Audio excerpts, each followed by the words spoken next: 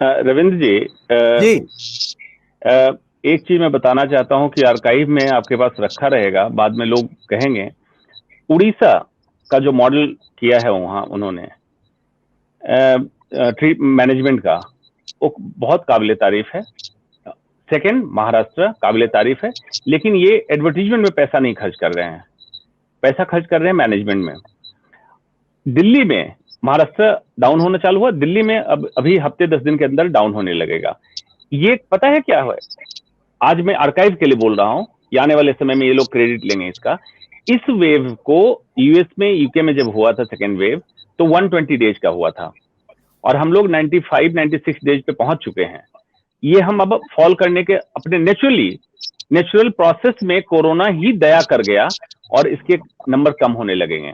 लेकिन क्रेडिट लेने वाले क्रेडिट लेने से पीछे नहीं हटेंगे। ये फुल पेज का ऐड निकालना शुरू कर देंगे जी, फिर उसमें ऐड में बहुत पैसा खर्च होगा और उसकी तो बात आप जानते हैं, फिर तो क्या चलेगा। तो इसलिए मैं आर्काइव के लिए रख रहा हूं कि पहले बता दिया कि डाउन होने वाला है। ये न लॉकडाउन के कारण हुआ है, न इनके मैनेजमेंट के कारण हुआ है।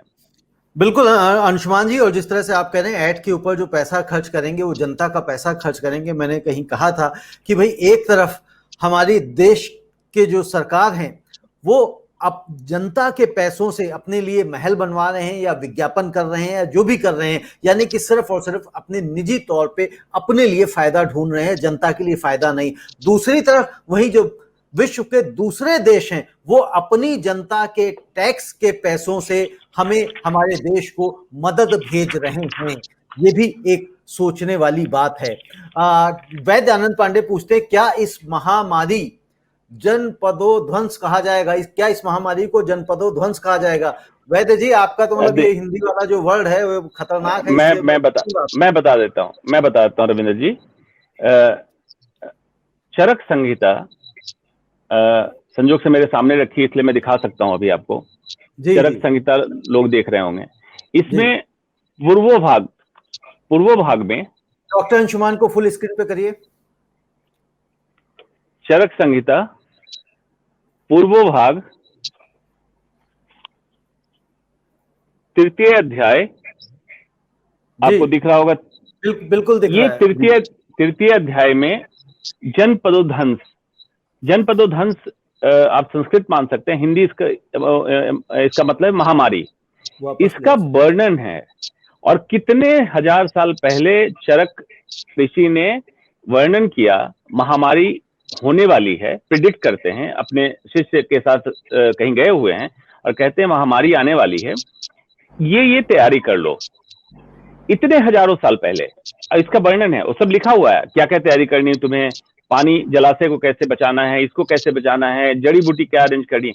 आप बताइए, सो कॉल्ड हम इवॉल्व्ड स्टेट हो गए, इंडियन एडमिनिस्ट्रेटिव सर्विस काम कर रहा है, गवर्नेंस है, लेजिस्लेचर है, इतने तंत्र हैं, और महामारी के पहले क्या तैयारी करनी चाहिए हमें पता नहीं होता है।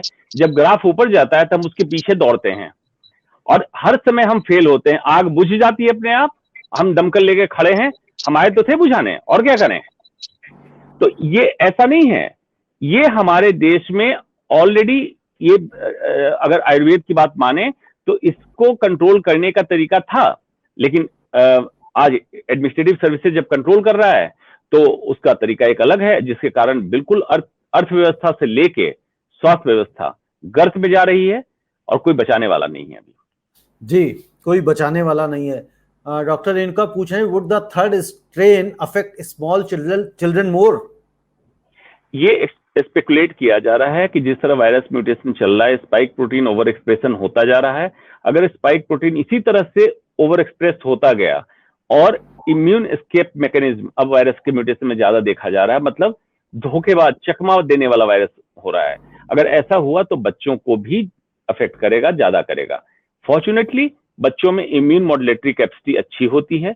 उम्मीद मैं यही करता हूं और ईश्वर से प्रार्थना भी यही करता हूं कि कम से कम लक्षण आके बच्चों में खत्म हो जाए तो ज्यादा अच्छा रहेगा, क्योंकि अभी भी वैक्सीन के लिए कोई ट्रायल इंडिया में ओपन नहीं हुआ बच्चों के लिए, विदेशों में ओपन हो गया है, इनफैक्ट लगना भी चालू हो गया है। डॉक्टर अंशुमान, रेमडेसिविर इंजेक्शन के बाद ये वैक्सीन के नकली होने की भी बातें आने लग गई हैं, इस पे क्या कहना चाहेंगे? डॉक्टर इनका पूछ रही हैं। इस पे बस यही कहना चाहूंगा, हिंदुस्तान में माँ बाप के अलावा हर कुछ नकली मिल सकता है, आप ढूंढ लीजिए। चलिए, आप वीरेंद्र जी को ऑन स्क्रीन करें, शायद कुछ पूछना चाह रहे हैं। नहीं, बिल्कुल आपने सही कहा कि माँ बाप के अलावा सब कुछ नकली है। और जी वीरेंद्र जी, आप कुछ करना चाह रहे हैं? डॉक्टर, मेरा एक सवाल और है। अब जैसे स्पुतनिक आज हैदराबाद में लग गई है, तो मैं उम्मीद करता हूं कि शायद दिल्ली जैसे शहर में शायद अगले हफ्ते से आ जाएगी, ऐसा टीवी के माध्यम से प्रचार किया गया है। तो स्पुतनिक के आने में आपको क्या लगता है, वो आम जनता तक अवेलेबल हो जाएगी, या वो भी ब्यूरोक्रेसी के कहीं ना कहीं चक्रजाल में फंस जाएगी? नंबर 1। नंबर 2, जो विदेशों में फाइजर और मॉडर्ना की वैक्सीन है, क्या as a common man, as an ordinary Indian citizen, मेरे पास इंपोर्ट करने के राइट्स आए हैं? क्या? मेरे ख्याल से शायद कुछ ऐसा मुझे कुछ जानकारी मिली है कि उसको इंपोर्ट भी किया जा सकता है अपने पर्सनल यूज के लिए। Is that true? और अगर है तो क्या मॉडर्ना और फाइजर पे जाना चाहिए? स्पुतनिक वी जो अनाउंस किया है, इनको लाना ही पड़ेगा, क्योंकि कोविशील्ड कोवैक्सीन की डोजेज इतनी नहीं है उपयुक्त मात्रा में कि सबको लगा सकें। पब्लिक यूज के लिए लाना पड़ेगा। स्पुतनिक वी का प्रोटेक्शन रेट जो बताया कंपनी ने 91.6% है, कोवैक्सीन का 80% है, कोविशील्ड का 72% है। मॉडर्ना और फाइजर दो कंपनी जो है मैसेंजर आरएनए बेस्ड वैक्सीन है। उम्मीद हम ये कर रहे हैं उसका प्रोटेक्शन लेवल काफी लंबे समय तक रहेगा, लेकिन वो तो समय बताएगा, क्योंकि सारे वैक्सीन का ट्रायल रिजल्ट 1 साल बाद एनालाइज होगा। तो मॉडर्ना और फाइजर को मैं तो कब से कह रहा हूं अलाउ कीजिए, जो अफोर्ड कर सकते हैं अफोर्डेबिलिटी के हिसाब से अपना लगाएं, ताकि कोविशील्ड कोवैक्सीन जो अफोर्ड नहीं कर सकते हैं उनको इनॉकुलेट हो और ज्यादा से ज्यादा संख्या में मैक्सिमम लोगों को वैक्सीनेट हो। आज भी स्वदेशी के चक्कर में जो पड़े हुए हैं, ये बिल्कुल बकवास है कि हिंदुस्तान में मेडिकल में इस्तेमाल होने वाली अधिकतम चीजें विदेशी हैं, तो वैक्सीन ही स्वदेशी क्यों? अगर कमी है तो बाहर से ओपन कीजिए।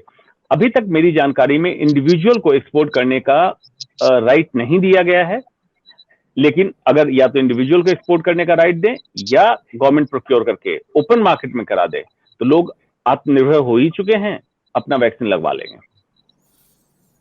बिल्कुल डॉक्टर अंशुमान, मैं समझता हूं इस मामले में भी भारत की सरकार को अपने नागरिकों को आत्मनिर्भर कर देना चाहिए कि जिनको जहां जैसे वैक्सीन मिलती है वो लगवा ले, और बस हमारे पोर्टल पे दर्ज करा दें ताकि हमें ये पता लग सके कि भाई कितने लोग वैक्सीनेट हो चुके हैं, ताकि आम जनता को भी पता लग सके कि हाँ भाई हमारे देश के इतने नागरिक वैक्सीनेट हो गए हैं और इतने लोगों की और आवश्यकता है। डॉक्टर अंशुमान, वीरेंद्र जी, आपका बहुत बहुत शुक्रिया आज की चर्चा के लिए, और मैं समझता हूँ ये एपिसोड दर्शकों के लिए भी ज्ञानवर्धन का होगा। जैसा मैंने पहले ही एक अपने मैसेज में भेजा था, जब कहा था कि आज आपको यहाँ से बहुत कुछ ज्ञान ले जाने को मिलेगा, और साथ में मैंने ब्रैकेट में स्पष्टीकरण भी दिया था कि पैसा या वस्तु नहीं।